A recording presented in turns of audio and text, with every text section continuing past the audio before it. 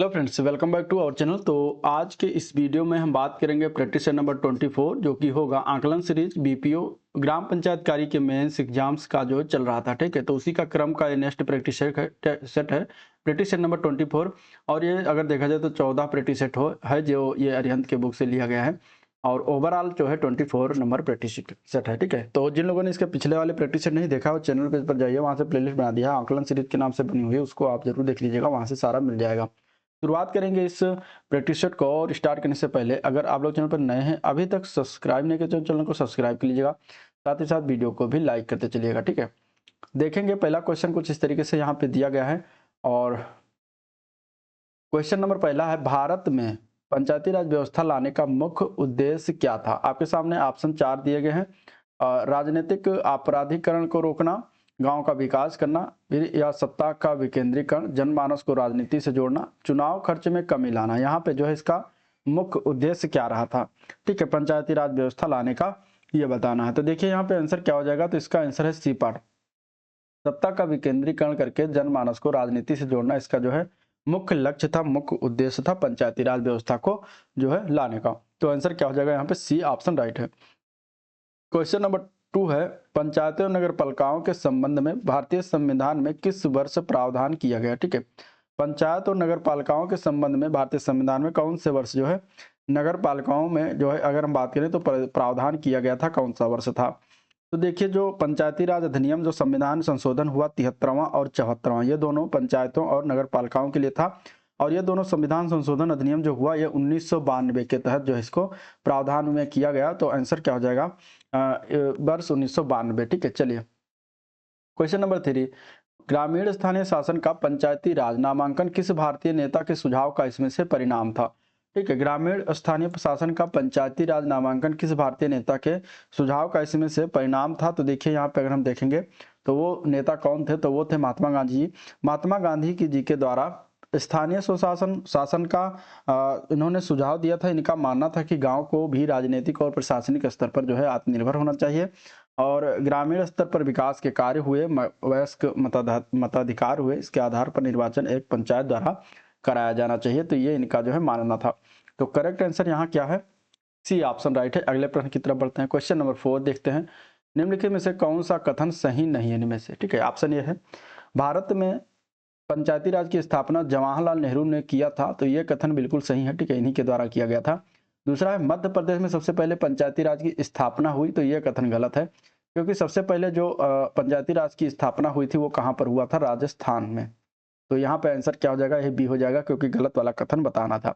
बाकी 73वां संविधान संशोधन वर्ष 1992 से लागू हुआ। ठीक है, तमिलनाडु ने द्विस्तरीय पद्धति अपनाई है, तो ये भी सही है। तो और सभी सही है, बी पार्ट गलत है। नेक्स्ट क्वेश्चन, अगले क्वेश्चन की बात करते हैं। तो पंचायती राज में बताना है कि त्रिस्तरीय पंचायती राज को द्विस्तरीय पंचायती राज में बदलने का प्रस्ताव किस समिति के द्वारा दिया गया था। तो देखिए यहाँ पे त्रिस्तरीय पंचायती राज को किसने सुझाव दिया था, तो वो थे बलवंत राय मेहता समिति, जिन्होंने त्रिस्तरीय पंचायती राज सुझाव दिया था। और द्विस्तरीय पंचायती राज सुझाव जो दिया गया था वो अशोक मेहता समिति थी। ठीक है, इनके द्वारा 1977 में गठित किया गया था। तो इन्होंने जो है द्विस्तरीय पंचायती राज बनाने का जो है इन्होंने सुझाव दिया था। तो करेक्ट आंसर क्या है, यहाँ पे बी ऑप्शन करेक्ट हो जाएगा। चलिए क्वेश्चन नंबर 6 देखते हैं। क्वेश्चन नंबर 6 है, अशोक मेहता समिति ने पंचायती राज के लिए किस प्रतिमान की संस्तुति की थी इनमें से। तो देखिए अशोक मेहता समिति के द्वारा अगर देखा जाएगा तो वो कौन थे। तो यहाँ पे अगर हम बात करेंगे तो अशोक मेहता समिति ने द्विस्तरीय अभी बताया, इन्होंने पंचायती राज में जो है संस्तुति दिया था। तो आंसर क्या हो जाएगा यहाँ पे 6 का बी ऑप्शन करेक्ट हो जाएगा। ठीक है, 1977 में। और उस समय जो सरकार थी किसकी थी, तो मोरारजी देसाई की सरकार थी 1977 में। तो 1977 में इन्हीं मोरारजी देसाई की सरकार ने अशोक मेहता की अध्यक्षता में एक समिति गठित किया था। और इस समिति ने अपनी रिपोर्ट जो है 1978 में 1978 में जो है अपनी रिपोर्ट प्रस्तुत किया था। और उसमें इन्होंने त्रिस्तरीय की जगह पर द्विस्तरीय पद्धति में बदलने के लिए इन्होंने सिफारिशें की थी। तो करेक्ट आंसर क्या हो जाएगा, यहाँ पे बी ऑप्शन राइट है। चलिए क्वेश्चन नंबर 7, निम्नलिखित में से किस राज्य में अशोक मेहता समिति के मॉडल को लागू किया गया था, इनमें से बताना है। तो देखिए अशोक मेहता की समिति को अगर हम बात करेंगे तो कर्नाटक में लागू किया गया था, पश्चिम बंगाल में भी लागू किया गया था और आंध्र प्रदेश में भी लागू किया गया था। तो राइट आंसर क्या हो जाएगा, डी ऑप्शन इन सभी पर जो है लागू हुआ था। चलिए इटावा परियोजना की शुरुआत कब हुई? इटावा परियोजना की बात करेंगे तो इसकी शुरुआत वर्ष 1948 में किया गया था और ये जो है प्रायोगिक रूप से इटावा और गोरखपुर, ठीक है, गोरखपुर 2 जगह इसकी शुरुआत किया गया था सर्वप्रथम और 1948 में, जिसका प्रमुख उद्देश्य क्या था? गांव की सामाजिक और आर्थिक समस्याओं को दूर करना। चलिए क्वेश्चन नंबर 9, विजयनगर साम्राज्य में मेला ग्राम में कितने ग्राम आते थे? ठीक है, विजयनगर साम्राज्य में मेला ग्राम एक होता था, तो मेला ग्राम में कितने ग्रामों को मिलाकर बनाया जाता था? तो टोटल उसमें 50 गांवों को मिलाकर एक मेला ग्राम बनता था। ठीक है, प्रशासन की सबसे छोटी इकाई जो विजयनगर साम्राज्य की थी वहां पर भी ही ग्राम ही थी। प्रत्येक गांव को जो है अनेक वार्ड और मोहल्लों में बांटा गया था। तो करेक्ट आंसर सी ऑप्शन है। चलिए, किस अभिलेख में चोलकालीन स्थानीय स्वशासन की जानकारी मिलती है? तो यहाँ पे अगर देखिए तो इसका आंसर क्या हो जाएगा? उत्तमेरूर अभिलेख। कौन सा है वो? उत्तमेरूर अभिलेख है, जो कि चोल सम्राट थे परांतक प्रथम। कौन थे? परांतक प्रथम थे। और इन्हीं के शासन में जो है 12वें और 14वें वर्ष के प्रसिद्ध उत्तमेरूर अभिलेख से चोलकालीन स्थानीय स्वशासन एवं ग्राम प्रशासन की जानकारी मिलती है। प्रश्न संख्या 11, ग्राम पंचायत के प्रत्येक प्रादेशिक निर्वाचन क्षेत्र का प्रतिनिधित्व किसके द्वारा किया जाता है? ठीक है, यहाँ पे राइट आंसर क्या हो जाएगा? तो देखिए, जो निर्वाचन क्षेत्र है उसका प्रतिनिधित्व ग्राम पंचायत की अगर बात करेंगे तो ग्राम पंचायत के सदस्य के द्वारा किया जाता है। तो राइट आंसर यहाँ पे ए पार्ट करेक्ट हो जाएगा। क्वेश्चन नंबर 12 देखते हैं। दिया गया है पंचायती राज विभाग द्वारा वर्तमान में कौन से कार्यक्रम इसमें से क्रियान्वित किए जा रहे हैं? तो पंचायती राज विभाग के द्वारा ग्रामीण स्वच्छता कार्यक्रम चलाया जा रहा है। पंचायती राज पदाधिकारियों कार्मिकों का जो है प्रशिक्षण कार्यक्रम चलाया जा रहा है। भूख मुक्ति एवं जीवन रक्षा गारंटी योजना भी चलाई जा रही है। तो आंसर हो जाएगा डी पार्ट। उपरोक्त सभी जो कार्यक्रम है सभी जो है पंचायती राज विभाग के द्वारा चलाया जा रहा है। तो आंसर क्या हो जाएगा? डी ऑप्शन करेक्ट है। क्वेश्चन नंबर 13 देखते हैं। दिया गया है पंचायती राज प्रणाली में विद्यमान चुनौतियों से निपटने के लिए कौन से उपाय इसमें से आवश्यक है? तो यहाँ पे देखिए, पहला दिया गया अधिकारियों एवं आम जनता को योजनाओं के सफल क्रियान्वयन में सहयोग देना चाहिए। तो बिल्कुल सही है, आवश्यक है।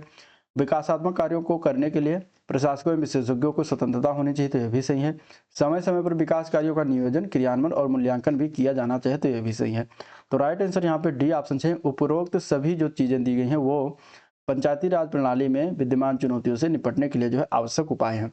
तो आंसर डी ऑप्शन इसका राइट है। चलिए क्वेश्चन नंबर 14, भूमि प्रबंधक समिति के प्रमुख कार्य क्या है? इनमें से भूमि प्रबंधक समिति के प्रमुख कार्यों की बात करेंगे इसमें से, तो देखिए, वन तथा वृक्षों का परीक्षण, अनुरक्षण और विकास करना, जोत चकबंदी में सहायता देना, हाटों, बाजारों और मेलों का प्रबंधन करना, ये सभी जो है उपरोक्त क्या है? इसके कार्य हैं। तो आंसर यहाँ पे क्या हो जाएगा? डी ऑप्शन करेक्ट हो जाएगा। ठीक है, आंसर क्या हो जाएगा? डी ऑप्शन करेक्ट हो जाएगा। चलिए क्वेश्चन नंबर 15 देखते हैं। ग्राम पंचायत का अध्यक्ष कौन होता है? इसका राइट आंसर क्या हो जाएगा? तो ग्राम पंचायत का अध्यक्ष जो होता है वो ग्राम का प्रधान ही होता है। तो आंसर यहाँ पे क्या हो जाएगा? ग्राम प्रधान, जो कि बी पार्ट में दिया गया है। ठीक है, चलिए क्वेश्चन नंबर 16 देखिए। निर्वाचन अभिकर्ता किसके द्वारा नियुक्त किया जाता है? ठीक है, निर्वाचन अभिकर्ता जो है इनमें से किसके द्वारा नियुक्त किया जाता है ये बताना है बेसिकली। यहाँ पे राइट आंसर क्या हो जाएगा? चलिए क्वेश्चन नंबर 16, यहाँ पे देखिए तो निर्वाचन अभिकर्ता जो होता है, निर्वाचन का जो उम्मीदवार होता है वही नियुक्त करता है।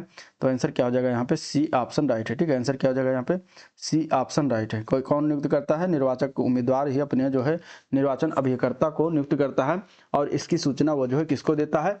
निर्वाचन अधिकारी को देता है। चलिए प्रश्न संख्या क्वेश्चन नंबर 17 है। भारतीय संविधान के किस अनुच्छेद के तहत पंचायतों के निर्वाचन संबंधी मामलों में न्यायालयों का हस्तक्षेप वर्जित है? इनमें से देखिए, भारतीय संविधान का कौन सा इसमें से अनुच्छेद है जो उसके तहत जो है पंचायतों के निर्वाचन संबंधी मामलों में न्यायालयों का इसमें से हस्तक्षेप क्या है? वर्जित है, वो न्यायालय हस्तक्षेप नहीं कर सकता। तो यहाँ पे वो हो जाएगा अनुच्छेद 243 कड़ा। ठीक है, 243 कड़ा के अंतर्गत जो है पंचायतों के निर्वाचन संबंधी मामलों में न्यायालय के द्वारा हस्तक्षेप वर्जित किया गया है। ठीक है, तो आंसर क्या हो जाएगा? सी ऑप्शन राइट है। पंचायत के अध्यक्ष पद के लिए आरक्षण संबंधी विधि बनाए जाने का प्राधिकार है किसको है? इसका आंसर क्या हो जाएगा? पंचायत के अध्यक्ष पद है तो आरक्षण संबंधी विधि बनाए जाने का अधिकार इनमें से किसको है?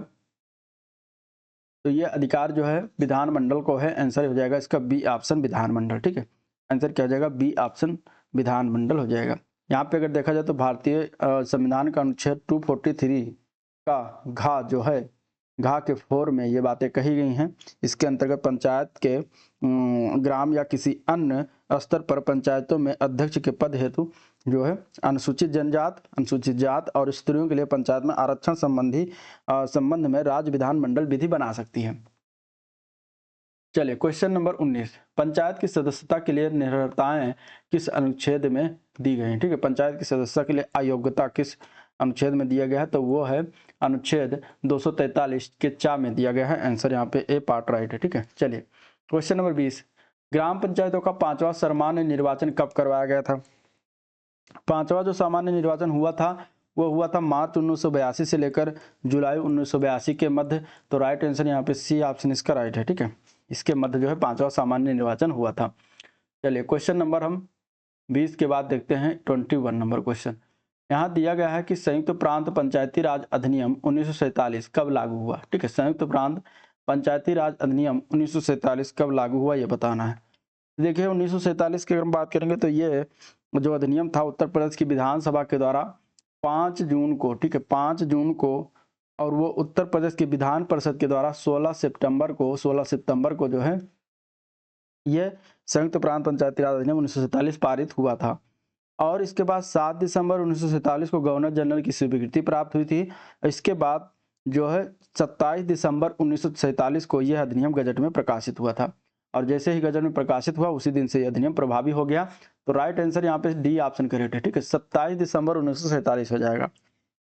विधानसभा में कब प्रस्तुत हुआ था? 5 जून 1947 को। और विधान परिषद में कब हुआ था प्रस्तुत? तो यह पारित हुआ था 16 सितंबर 1947 को। ठीक है, और 7 दिसंबर 1947 को ये गवर्नर जनरल के द्वारा, जो गवर्नर जनरल थे उसकी जो स्वीकृति प्राप्त हुई थी। इसके बाद 27 दिसंबर को ये लागू कर दिया गया था। चलिए राष्ट्रीय ग्रामीण पेयजल कार्यक्रम के पुनर्गठन की स्वीकृति कब प्रदान किया गया है इनमें से?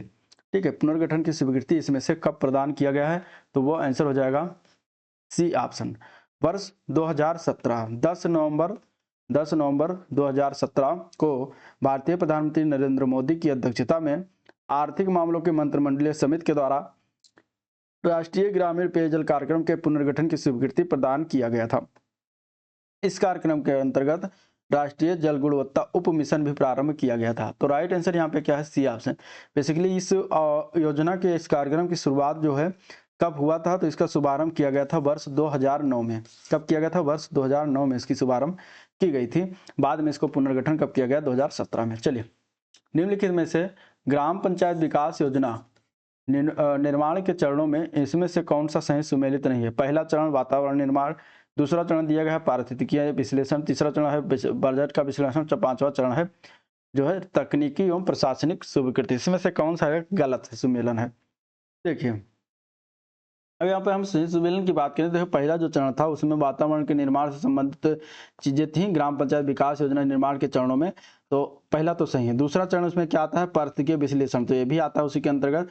तीसरा चरण जो दिया गया है बजट का विश्लेषण, जो कि गलत दिया गया क्योंकि तीसरे चरण में था समस्याओं की पहचान एवं प्राथमिकता निर्धारण था। ठीक है, पहचान एवं क्या था? प्राथमिकता निर्धारण था, जो कि यहाँ पे गलती कहाँ पर किया गया है? तो यही गलती की गई। ठीक है, तीसरा चरण। बाकी चौथा चरण क्या था? चौथा चरण है ग्राम पंचायत विकास योजना के लिए संसाधनों के निर्धारण व ड्राफ्ट प्लान का विकास करना, और 5वें चरण में आता है तकनीकी एवं प्रशासनिक स्वीकृति प्रदान करना।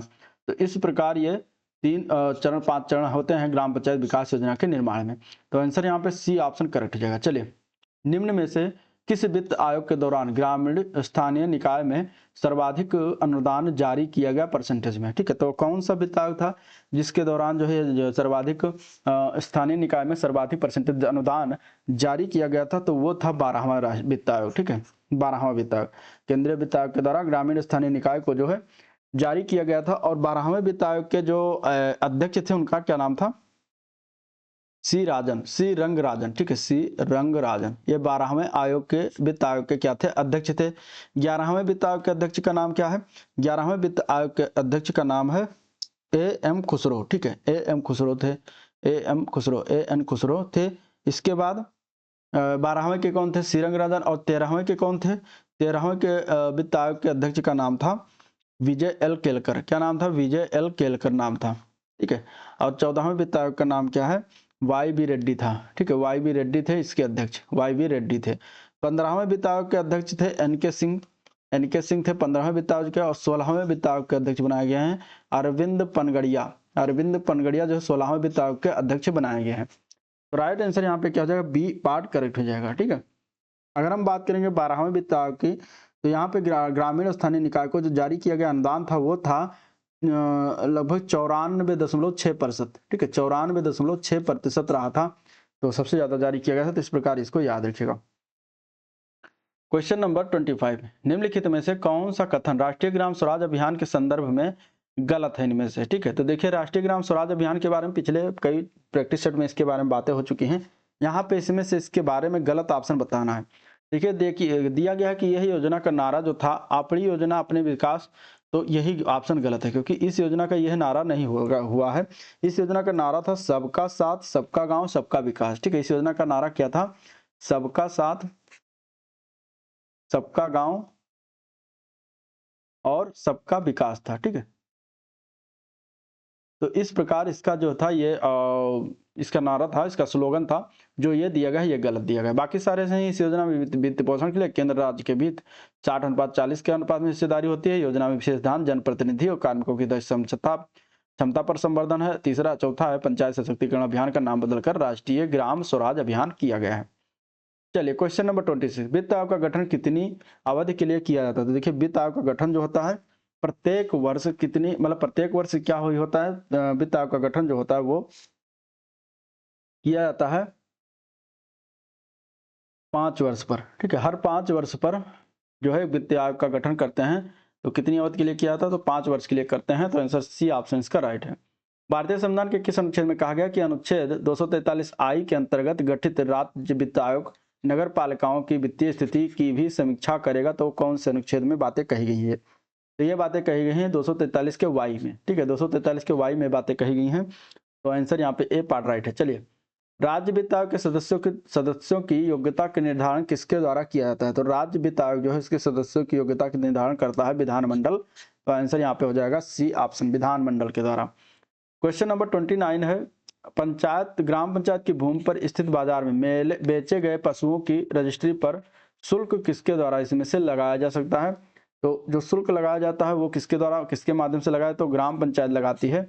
आंसर यहाँ पे डी ऑप्शन इसका राइट है, ग्राम पंचायत। ठीक है, आंसर क्या है, डी ऑप्शन इसका राइट है, ग्राम पंचायत। क्वेश्चन नंबर 30 है, प्रत्येक रजिस्ट्रार के कार्यालय के बाहरी दरवाजे के पास लगे बोर्ड पर किस भाषा में लिखा होना चाहिए। तो देखिए जब कार्यालय है उसके बाहर देखा जाए तो जो बाहर बोर्ड लगा है उस पे जो भाषा है वो भाषा कौन सी भाषा लिखी होनी चाहिए, तो वो भाषा लिखी होनी चाहिए जो है स्थानीय भाषा में। आंसर यहाँ पे डी ऑप्शन राइट है। चलिए क्वेश्चन नंबर 31, रजिस्ट्रार के द्वारा जन्म या मृत्यु संबंधी पंजिकाओं को कब तक अपने पास रखा जा सकता है। तो देखिए रजिस्ट्रार के द्वारा अगर हम बात करेंगे तो जन्म या मृत्यु संबंधी पंजिकाओं को अपने पास वो रजिस्ट्रीकरण के वर्ष के अगले 1 वर्ष तक अपनी पास वो सुरक्षा में रखेगा तथा 1 वर्ष के बाद वो जो है जिला रजिस्ट्रार को स्थायी रूप से सुरक्षित रखने हेतु भेजता है। तो करेक्ट आंसर यहाँ पे क्या है, ए पार्ट, रजिस्ट्रीकरण के अगले वर्ष तक ये रख सकता है। चलिए क्वेश्चन नंबर 32, ई ग्राम स्वराज का लक्ष्य इनमें से क्या नहीं है। तो ई ग्राम स्वराज के लक्ष्य की बात करेंगे इनमें से, तो देखिए ई ग्राम स्वराज जो है वो केंद्रीकृत योजना नहीं है। यहाँ पे इसका आंसर ये हो जाएगा। बाकी प्रगति रिपोर्टिंग करना, कार्य आधारित लेखांकन करना, पारदर्शिता रखना, ये सभी जो है ई ग्राम के लक्ष्य में आते हैं।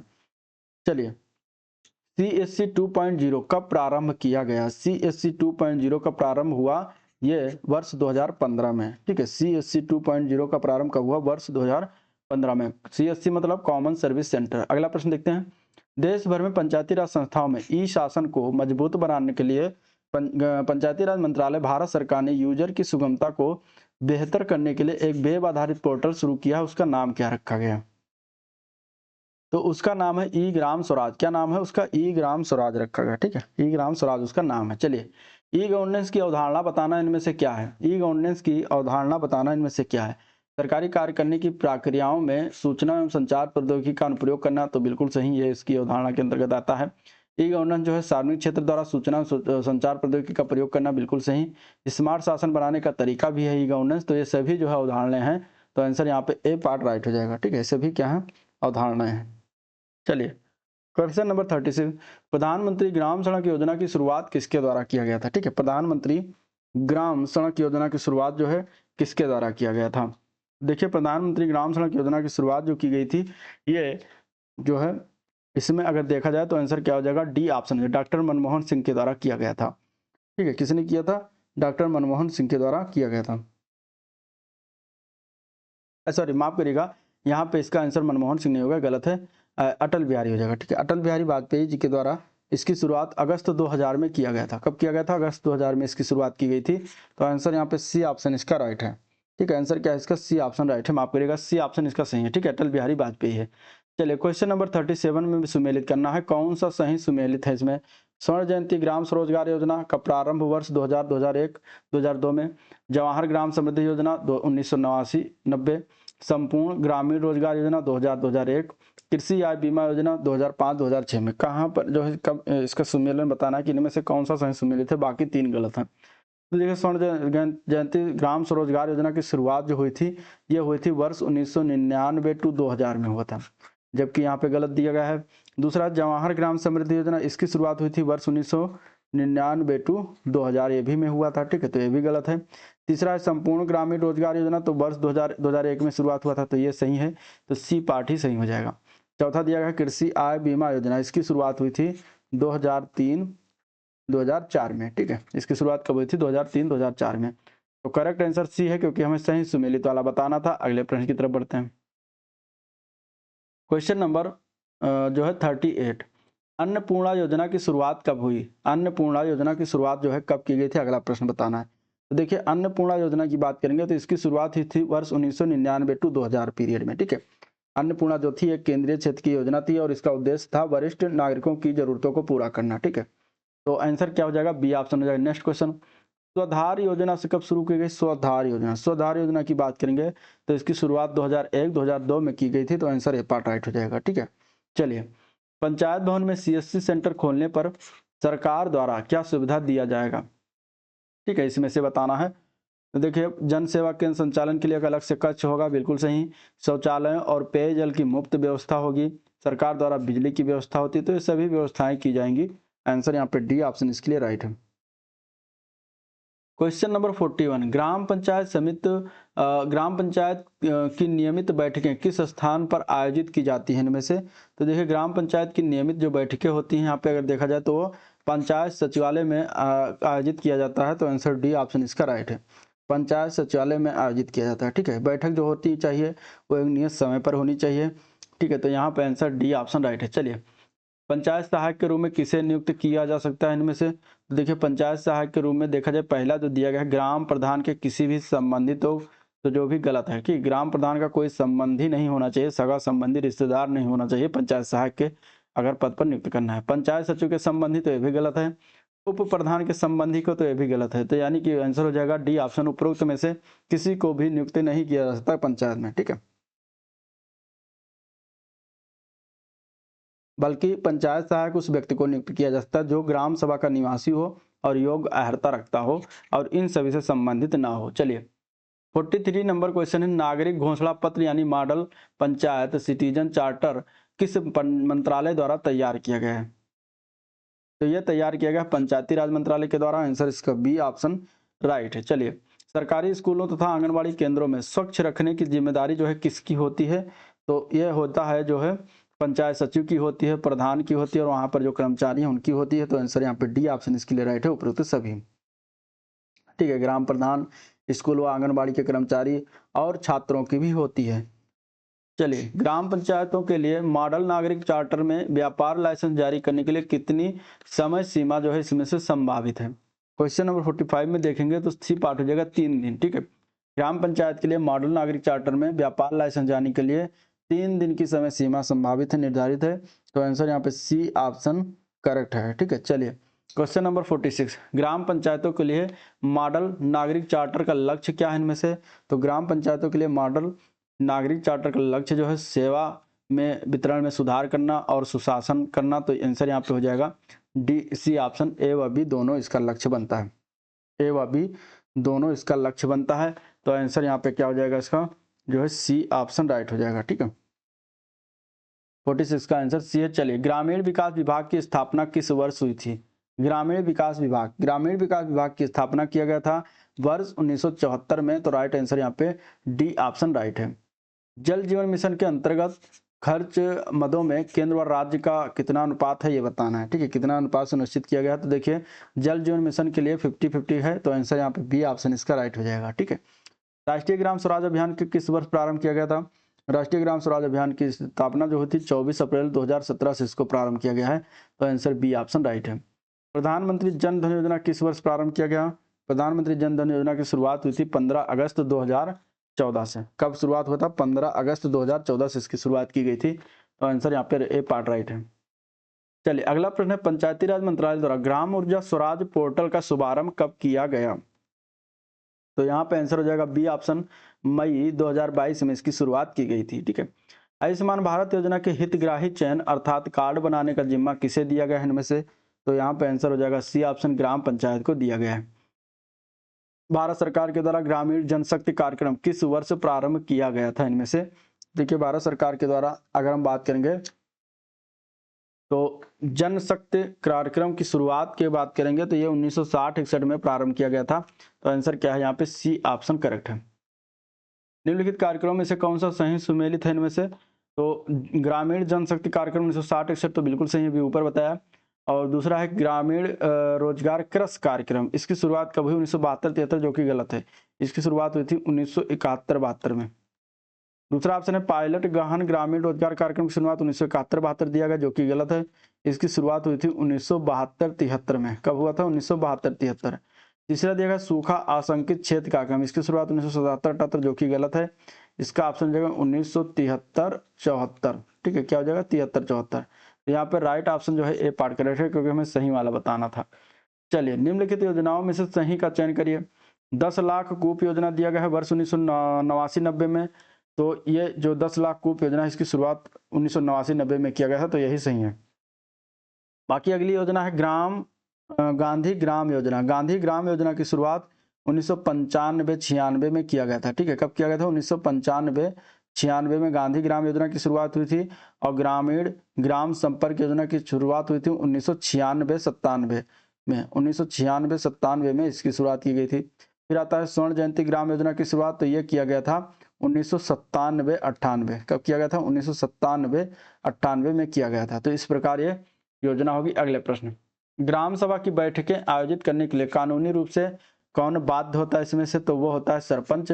आंसर क्या हो जाएगा इसका? ए पार्ट राइट हो जाएगा। चलिए, जन्म प्रमाण पत्र के बिना किसी बच्चे को स्कूल में प्रवेश न देना किस अनुच्छेद के अंतर्गत उससे उसके मौलिक अधिकार का उल्लंघन करता है? ठीक है, तो देखिए किसी बच्चे को बिना जन्म प्रमाण पत्र के आधार पर स्कूल में प्रवेश न देना, ये भारतीय संविधान का अनुच्छेद 21 का के अंतर्गत जो है मौलिक अधिकार का वो उल्लंघन होता है। तो यहाँ पे आंसर क्या हो जाएगा इसका? बी ऑप्शन करेक्ट है। ठीक है, चलिए, स्वामित्व योजना को पायलट प्रोजेक्ट के रूप में कितने राज्यों में चलाया जा रहा है इनमें से? तो स्वामित्व योजना की बात करेंगे तो ये 6 राज्यों में चलाया जा रहा है, और ये प्रधानमंत्री के द्वारा 24 अप्रैल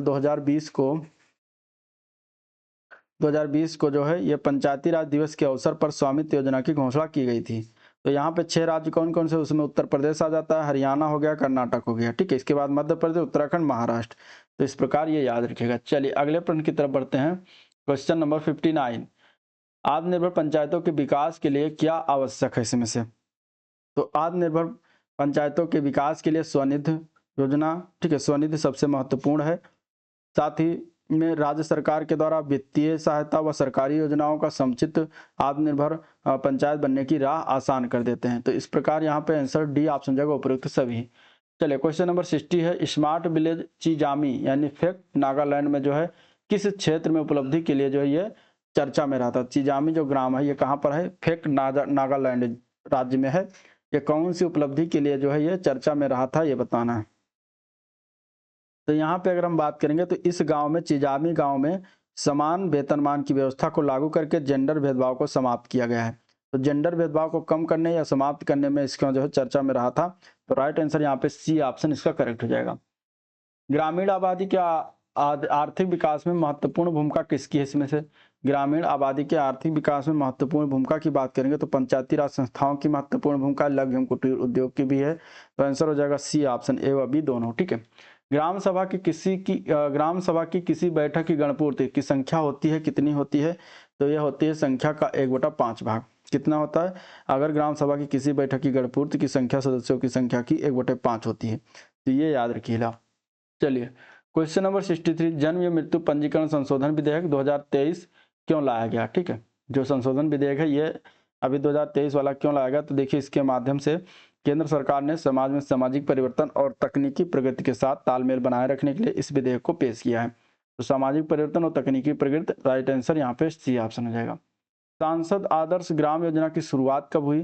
सांसद आदर्श ग्राम योजना की शुरुआत अक्टूबर 2014 में हुआ था। तो राइट आंसर यहाँ पे ए पार्ट करेक्ट है। ठीक है, कब किया गया था? 11 अक्टूबर को। 11 अक्टूबर को किसकी जयंती होती है? तो जयप्रकाश नारायण की जयंती होती है, जन्मदिन होता है। तो उस जन्मदिन के अवसर पर जो है ये शुरुआत किया गया था। क्वेश्चन नंबर 65, ग्राम सभा की बैठकों में उपस्थित सदस्यों का लेखा जोखा कौन रखता है? तो ये सारा लेखा जोखा ग्राम पंचायत कार्य रखेगा, जिसकी आप तैयारी करते हैं। तो राइट आंसर यहाँ पे ए पार्ट करेक्ट हो जाएगा। चलिए, एएलयू और कंट्रोल यूनिट को एक साथ आमतौर पर किसके रूप में जाना जाता है, किस नाम से जाना जाता है? ठीक है, अब आगे आपके कंप्यूटर के क्वेश्चन। तो वीडियो को लाइक, चैनल को सब्सक्राइब करना आपका काम है, वो फटाफट कर दीजिए। क्वेश्चन नंबर 66 कंप्यूटर का है। अब देखिए प्रोसेसर इसको कहा जाता है। ठीक है, प्रोसेसर क्या है? एक इंटीग्रेटेड इलेक्ट्रॉनिक सर्किट होता है जो अंक गणितीय, लॉजिकल यूनिट और बेसिक इंस्ट्रक्शन को जो है ऑपरेट करता है। तो उसी में एएलयू और कंट्रोल यूनिट एक साथ होता है। तो आंसर यहाँ पे बी ऑप्शन हो जाएगा, इसको कहते हैं प्रोसेसर। चलिए, वैश्विक मौसम पूर्वानुमान में इनमें से किसका उपयोग किया जाता है? तो देखिए मौसम के पूर्वानुमान के लिए या मौसम की जानकारी प्राप्त करने के लिए हम सुपर कंप्यूटर का इस्तेमाल करते हैं। तो आंसर यहाँ पे डी ऑप्शन करेक्ट है, सुपर कंप्यूटर। ठीक है, विश्व का सुपर कंप्यूटर का नाम क्या है? उसको याद रखिएगा, क्रे-1। ठीक है, विश्व का सुपर कंप्यूटर का नाम क्या है? क्रे-1। क्रे-1 याद रखिएगा, जिसको क्रे कंपनी के द्वारा वर्ष 1976 में विकसित किया गया था। भारत का सुपर कंप्यूटर परम है, इसका विकास सीडैक ने 1991 में किया था। निम्नलिखित में से किसी एक प्रिंटर को सामान्यतः नॉन इम्पैक्ट प्रिंटर के रूप में जाना जाता है इनमें से? तो यहाँ पे देखिए तो वो हो जाएगा answer D option, laser printer के नाम से जानते हैं। ठीक है, किस प्रिंटर के जानते हैं? लेजर प्रिंटर को नॉन इम्पैक्ट प्रिंटर के रूप में जानते हैं। ठीक है, तो आंसर यहाँ पे डी ऑप्शन इसका राइट है। अगले प्रश्न की तरफ चलते हैं। एक परिमित से स्टेट मशीन जिसमें कोई आउटपुट फंक्शन नहीं देता उसे क्या कहा जाता है? तो उसको कहा जाता है सेमी ऑटोमेशन। क्या कहते हैं? सेमी ऑटोमेशन कहते हैं, जो कि वो क्या करता है, कोई आउटपुट फंक्शन नहीं देता। ठीक है, ये एक प्रक्रिया होती है जो मनुष्य और मशीन दोनों की संयुक्त गतिविधियों द्वारा किया जाता है। चलिए, फिलन ने कंप्यूटरों को कितनी श्रेणियों में वर्णन किया है? फिलन के अनुसार अगर देखा जाए तो कंप्यूटरों को 4 श्रेणी में वर्णन किया गया है। तो आंसर यहाँ पे बी ऑप्शन जाएगा। ठीक है, 4 समूहों में विभाजित किया है। पहला उसमें आ जाता है single instruction stream, single data stream जिसको कहते हैं SISD कहते हैं। ठीक है, एक तो ये इसका भाग हो गया फिलन के द्वारा। दूसरा आ जाता है single instruction stream, multiple data stream, तो इसमें आ जाता है SIMD। ठीक है, SIMD दूसरा ये हो गया इसका भाग। और तीसरा विभाग आता है multiple instruction stream, single data stream जिसको कहते हैं MISD। और चौथा आ जाता है multiple instruction stream, multiple data stream मतलब कि MIMD। तो इस प्रकार ये 4 भागों में वर्णन फिलन के द्वारा किया गया है। तो ये याद रखिएगा। चलिए, कंप्यूटर के क्षेत्र में उभर रही नवीन प्रौद्योगिकी इनमें से क्या होगी? तो वो हो जाता है पैरेलल प्रोसेसिंग सिस्टम। ठीक है, पैरेलल प्रोसेसिंग सिस्टम का एक उभरता हुआ प्रौद्योगिकी है वर्तमान समय में, जो यह क्या करता है, कंप्यूटर सिस्टम की कंप्यूटेशनल गति को बढ़ाने के लिए एक साथ डेटा प्रोसेसिंग कार्यों को प्राप्त करने में सक्षम बनाता है। चलिए, एंगुलर JS में कौन सा मॉड्यूल का प्रयोग करके नियंत्रक के साथ किसी एप्लीकेशन को प्रारंभ करने के लिए किया जाता है इनमें से? ठीक है, तो यहाँ पे देखिए आंसर क्या हो जाएगा, यहाँ पे होता है डी पार्ट। ठीक है, डी मतलब एप्लीकेशन मॉड्यूल का हम प्रयोग करेंगे। तो एंगुलर JS मतलब कि जावास्क्रिप्ट पर आधारित open source front end web framework होता है जो सिंगल पेज एप्लीकेशन के लिए डेवलप किया गया था। एंगुलर जावास्क्रिप्ट मॉड्यूलर दृष्टिकोण का समर्थन करता है और एप्लीकेशन मॉड्यूलर जो होता है कंट्रोलर के साथ एक एप्लीकेशन को इनिशियलाइज करने के लिए उपयोग करता है। चलिए, FTTP का फुल फॉर्म बताना है यहाँ पे। तो FTTP का फुल फॉर्म होता है जो है फाइबर टू द प्रीमाइसेस। ठीक है, क्या होता है? फाइबर टू द प्रीमाइसेस होता है। आंसर सी ऑप्शन इसका राइट हो जाएगा, फाइबर टू द प्रीमाइसेस। ये जो होता है फाइबर इंटरनेट से जुड़ी क्रियाविधि में सिंगल, मल्टी यूनिट और बिजनेस क्षेत्र को हाई स्पीड नेटवर्क क्षेत्र में उपलब्ध कराती है। चलिए, क्वेश्चन नंबर 74, MS वर्ड में हैंगिंग इंडेंटेशन क्या है? हैंगिंग इंडेंटेशन बताना यहाँ पे। तो देखिए, MS वर्ड में हैंगिंग इंडेंटेशन जो होता है ये पैराग्राफ की दूसरी और उसके बाद की सभी पंक्तियों की इंडेंटेशन वैल्यू पहली पंक्ति से अधिक होनी वाला जो चीज़ होती है उसको कहते हैं हैंगिंग इंडिटेशन। तो यहाँ पे इसके लिए आंसर ए पार्ट हो जाएगा, ठीक है, यही सही है, बाकी सारे पंक्ति जो है गलत है। चलिए, जब आप कोई टेक्स्ट एडिटर खोलते हैं तो कंप्यूटर स्क्रीन पर टिमटिमाता चिन्ह जो होता है वो क्या कहलाता है, ठीक है, तो उसको हम कहते हैं, जो टिमटिमाता चिन्ह है उसको क्या कहा जाता है, कर्सर कहा जाता है। आंसर क्या हो जाएगा, डी ऑप्शन, कर्सर, ठीक है। ये जो पेन के नुमा बना हुआ है देखिए इस तरीके से, ये क्या है, ये कर्सर है, इसको कर्सर कहेंगे। चलिए, अगला प्रश्न, एमएस वर्ड में, माइक्रोसॉफ्ट वर्ड में क्लिप आर्ट सम्मिलित करने के लिए निम्नलिखित में से किस विधि का हम उपयोग करेंगे। तो देखिए, क्लिप आर्ट सम्मिलित करने के लिए हम विधि जो उपलब्ध करें वो प्रयोग करेंगे वो होता है चित्र कमांड को सम्मिलित करते हैं, ठीक है, इसको सम्मिलित करते हैं चित्र इंसर्ट पिक्चर कमांड का उपयोग करते हैं क्लिप आर्ट को सम्मिलित करने के लिए। चलिए, एमएस वर्ड में यदि आप एक टेबल में टैब को प्रेस करते हैं तो कर्सर आपको कहाँ पर ले जाता है। तो एमएस वर्ड में अगर हम एक टेबल में टैब को अगर प्रेस करेंगे तो कर्सर जो है वो नेक्स्ट कॉलम में लेकर जाता है। कहाँ पर लेकर जाएगा, नेक्स्ट कॉलम में। आंसर यहाँ पर डी ऑप्शन इसके लिए राइट है। माइक्रोसॉफ्ट एक्सेल को और क्या कहा जाता है, तो माइक्रोसॉफ्ट जो एक्सेल होता है उसको अन्य नाम इसका स्प्रेडशीट भी है, ठीक है, स्प्रेडशीट कहा जाता है। सी ऑप्शन इसका राइट हो जाएगा। क्वेश्चन नंबर 77 देखते हैं, ठीक हो गया, 78 भी हो गया। अब अगला क्वेश्चन देखते हैं 79। सॉफ्टवेयर जो आपकी वेब पेज पढ़ने और इंटरनेट सर्फ करने की अनुमति देता है उसे क्या कहते हैं। तो उसको हम कहते हैं वेब ब्राउजर। क्या कहते हैं उसको, वेब ब्राउजर कहते हैं। तो आंसर यहाँ पे हो जाएगा डी ऑप्शन। ऑपरेटिंग सिस्टम एक तरह का किस प्रकार सॉफ्टवेयर है। तो ऑपरेटिंग सिस्टम जो होता है एक प्रकार का सिस्टम सॉफ्टवेयर होता है। तो आंसर बी ऑप्शन हो जाएगा, ठीक है। सॉफ्टवेयर का चैप्टर अभी आजकल में आपको मिल जाएगा, उसमें जितने भी प्रकार के सॉफ्टवेयर हैं वो सभी उसमें मैं डिस्कस करने वाला हूँ, तो उस वीडियो को आप लोग जरूर देखिएगा। चलिए, उत्तर प्रदेश के निम्नलिखित में से किस शहर में भारतीय रेल की कोच निर्माण इकाई, आधुनिक रेल कोच फैक्ट्री यानी मॉडर्न कोच फैक्ट्री स्थित है, वो कहाँ पर स्थित है, ठीक है। आप क्वेश्चन आपके आगे, ये उत्तर प्रदेश स्पेशल 20 क्वेश्चन। तो ये जो आधुनिक रेल कोच फैक्ट्री है ये रायबरेली में स्थित है। तो आंसर ए पार्ट राइट हो जाएगा। रायबरेली का एक लालगंज शहर है जहाँ पे ये स्थित है।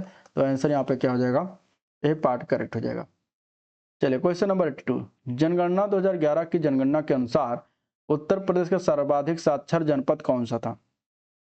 तो सबसे ज्यादा पढ़ा लिखा जनपद इनमें से अगर देखा जाएगा तो राइट आंसर क्या हो जाएगा, 82 का बी पार्ट करेक्ट हो जाएगा, कानपुर नगर था, ठीक है। कानपुर नगर, इनमें से कानपुर नगर सबसे ज्यादा है। कानपुर नगर की जो साक्षरता है वो है 79.7%। ओवरऑल अगर देखा जाए पूरे उत्तर प्रदेश में तो वो है गौतम बुद्ध नगर का। गौतम बुद्ध नगर सबसे ज्यादा वहाँ पे साक्षरता दर है, लिटरेसी रेट है 80.12% है, ठीक है, तो ये याद रखिएगा। चलिए, क्वेश्चन नंबर 83। 2011 की जनगणना के अनुसार राज्य का जनसंख्या घनत्व कितना है। तो राज्य के जनसंख्या घनत्व की बात करेंगे तो वो कितना है, तो वो है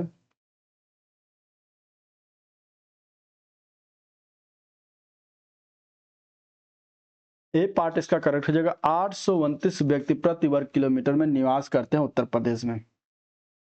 तो 83 का आंसर क्या है, ए पार्ट करेक्ट है, ठीक है। 829 व्यक्ति प्रति वर्ग किलोमीटर में निवास करते हैं।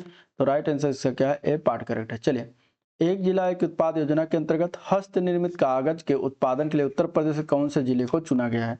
तो देखिए, इसके लिए चुना गया है जालौन को। एक हस्त निर्मित कागज उत्पादन के लिए जालौन जिले को चुना गया है। और देखिए, एक जिला एक उत्पाद जिसको ओडीओपी के नाम से जाना जाता है, ये कब से शुरुआत किया गया था। तो ये शुरुआत किया गया था 24 जनवरी, जब उत्तर प्रदेश दिवस जिस दिन होता है उस दिन इसको शुरुआत किया गया था, 24 जनवरी 2018 को ओडीओपी का शुभारंभ किया गया था। तो हस्त निर्मित कागज के लिए जालौन जिलों को चुना गया था। अलीगढ़ जिले को ताला और हार्डवेयर बनाने के लिए जो है उत्पादन में चुना गया था। चलिए, किसी जिले के भू राजस्व प्रशासन का प्रभारी मुख्य अधिकारी होता है और कहाँ का मुख्य अधिकारी होता है बताना है। तो वो होता है जिला कलेक्टर। कौन होता है, जिला कलेक्टर होगा किसी भी जिले का भू राजस्व प्रशासन का प्रभारी। कौन होता है, मुख्य अधिकारी जो होता है वो जिला कलेक्टर होता है। चलिए, उत्तर प्रदेश में पंचायत भारतीय जन नाट्य संघ कहाँ पर स्थित है। उत्तर प्रदेश में भारतीय जन नाट्य संघ, ठीक है, भारतीय जन नाट्य संघ ये कहाँ पर स्थित है ये बताना बेसिकली। तो देखिए, उत्तर प्रदेश की जब बात करेगा तो 86 का नंबर का आंसर क्या हो जाएगा, ए पार्ट हो जाएगा। ये आगरा जिले में स्थित है। कहाँ पर स्थित है, आगरा जिले में स्थित है, ठीक है।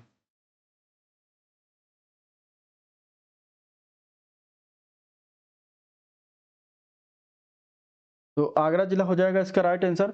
अगले प्रश्न की तरफ चलते हैं। 87 नंबर क्वेश्चन दिया गया है, भारत सरकार ने इस वर्ष में उत्तर प्रदेश की 10 नई आदिवासी जातियों को अनुसूचित जनजातियों के रूप में सूचीबद्ध किया है इनमें से? ठीक है, क्वेश्चन नंबर 87 कुछ इस तरीके से है। भारत सरकार ने उत्तर प्रदेश की 10 नई आदिवासी जातियों को अनुसूचित जातियों में के रूप में सूचित किया है, और वो कब सूचित किया गया था ये बताना। तो ये किया गया है वर्ष 2003 में। आंसर यहाँ पे बी ऑप्शन इसका राइट हो जाएगा। ठीक है, आंसर क्या हो जाएगा?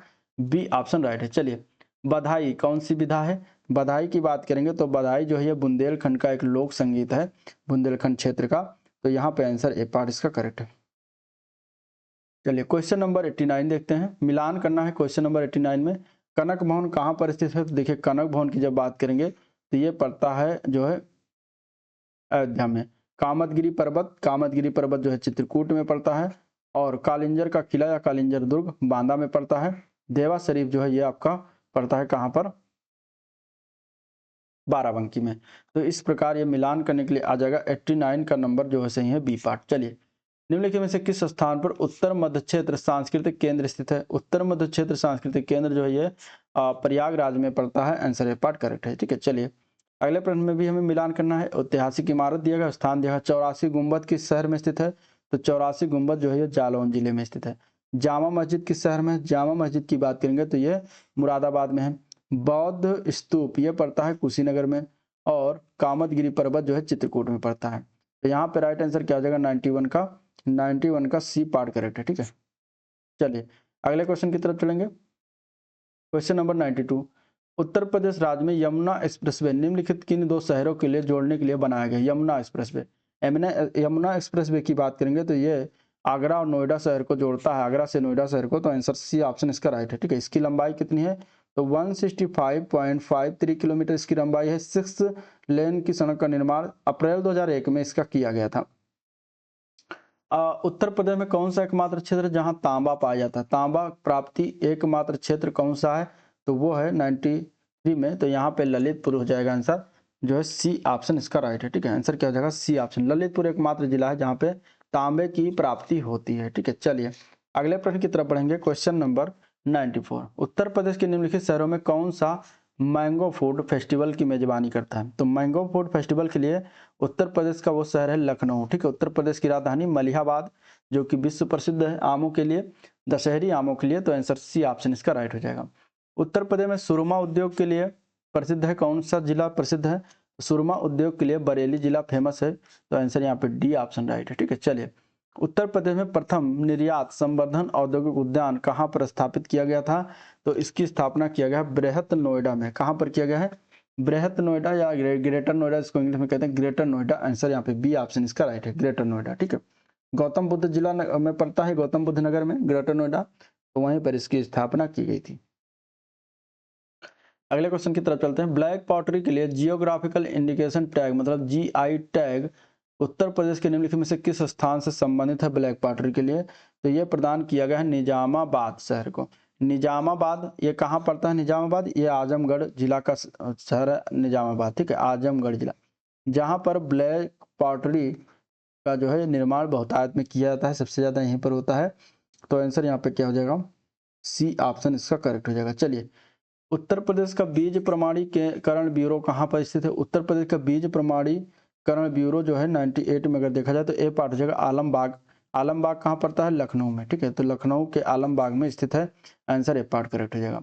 उत्तर प्रदेश का सबसे बड़ा उत्पादक इनमें से क्या है उत्तर प्रदेश का? तो हो जाएगा आम। आम जो है उत्तर प्रदेश सबसे बड़ा उत्पादक राज्य है इनमें से। ठीक है, तब की अगर अमरूद की बात करेंगे तो अमरूद में पहले स्थान पर मध्य प्रदेश आता है उत्पादन के क्षेत्र में।